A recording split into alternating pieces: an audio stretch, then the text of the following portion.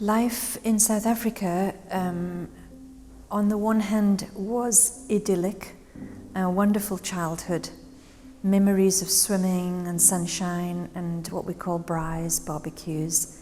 But on the other hand, a troubled country, continual history of kind of conflict, oppression, apartheid, colonialism. And as a young child even, one was aware of that, the differences. Why do people have to cross the street when we come down the street? That kind of thing. Questions as a child, asking those questions. Nelson Mandela comes from, he was born in the Eastern Cape, which is coincidentally, that's where I also lived. I know he went to a missionary school as a young boy, and the story goes that he got his name from one of the teachers, and because she couldn't pronounce his African name, she called him Nelson. He then went on to Fort Hare University, where he studied law, and he was a boxer as well in his spare time. In 1964, he was arrested and sentenced to prison for his stand against the apartheid laws at the time, which were brutal and dehumanizing. At his trial, he said he was prepared to die for his cause. He was released in 1990. He spent 27 years behind bars for his beliefs. So we're obviously always aware of him because we did see the protests. And I have friends who actually went to prison because of their anti-apartheid stand as well. So we were always aware of this figure of Nelson Mandela, even though we weren't allowed to see him or read about him.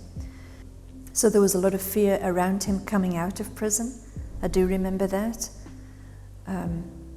However, the day he came out was just like the best day ever.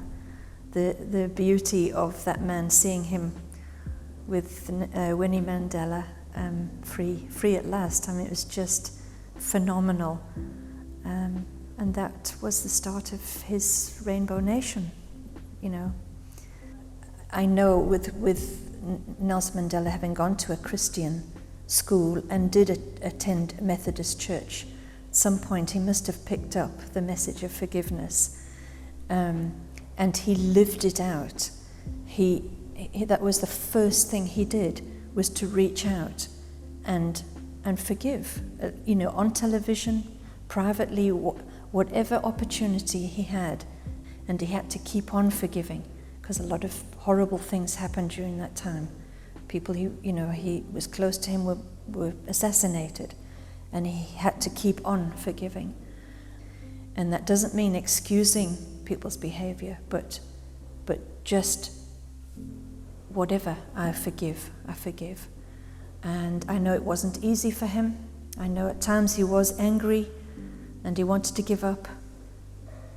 But yeah, that was the message for me, that he truly lived out Jesus' message of laying down your life for your cause and for the people you love, and he loved everybody. And as South Africans, white South Africans, we didn't deserve that forgiveness. We really didn't. We felt that we didn't. And so it was just overwhelming to be a part of that journey. I'm very privileged. As I've said before, it's not easy to forgive. It's not about excusing somebody's behavior. It's an action that we take. And it's also, I think, a commandment of Jesus. It is the Christian message. If we believe in Jesus and he tells us to follow him, that's how we follow him, by living out the example he left us. Easter, on the one hand, really tragic with the crucifixion, and on the other hand, that's just that hope of resurrection, renewed life with God through Jesus and his resurrection, yes. That he made the ultimate sacrifice that we could have that relationship with God.